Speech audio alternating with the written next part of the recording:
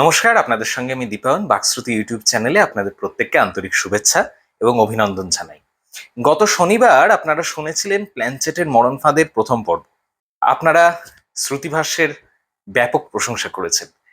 আগামী শনিবার প্ল্যানচেটের মরণ ফাঁদের নির্ধারিত দ্বিতীয় পর্ব উপস্থাপিত হবে।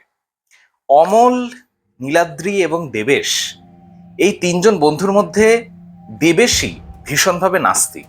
সুতরাং নাস্তিক দেবেশের এই নাস্তিকতা এবং অপরিণামদর্শিতা কিভাবে একটা ব্যাপক ধ্বংসযজ্ঞের সূত্রপাত ঘটালো এবং সর্বনাশের দ্বারপ্রান্তে সমগ্র পরিস্থিতিকে উপনীত করলো, সেই সব কিছু নিয়েই এই দ্বিতীয় পর্ব উপস্থাপিত হবে।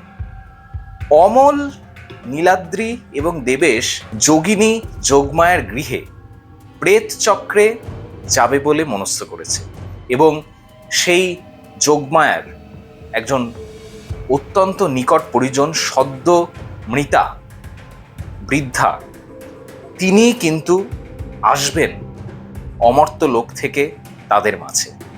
তো এই ঘটনার আগে দেবেশের স্ত্রী এমন একটা স্বপ্ন দেখেছে যে স্বপ্নকে অনেকাংশেই আমরা বলতে পারি ছায়া পূর্বগামী, অর্থাৎ এই অলৌকিকতা এবং ভৌতিক ঘটনার পরিস্ফুটন যখন ঘটে তার আগে প্রেতলোক থেকেই অশুভ ইঙ্গিত কিন্তু নেমে আসতে পারে মানুষের মাঝে, এবং একেই আমরা বলতে পারি ছায়া পূর্বগামী।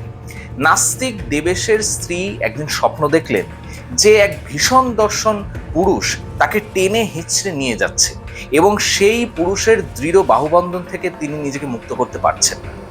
ঘুম ভেঙে সচকিত হয়ে উঠে যখন দেবেশের স্ত্রী বসলেন বিছানায়, তখন তিনি দেখলেন অত্যন্ত আতঙ্কের সাথে যে এই নাস্তিক দেবেশ একেবারে তাচ্ছিল্য সহকারে তার হাতে বাঁধা, অর্থাৎ দেবেশের স্ত্রীর হাতে বাঁধা বিপত্তারিণীর ওই 13টা সুতোর সম্মিলিত যে তাগা, সেই তাগাটাকে ছিঁড়ে ফেলেছে। সুতরাং এটা কিন্তু অমঙ্গলের বার্তাবাহী।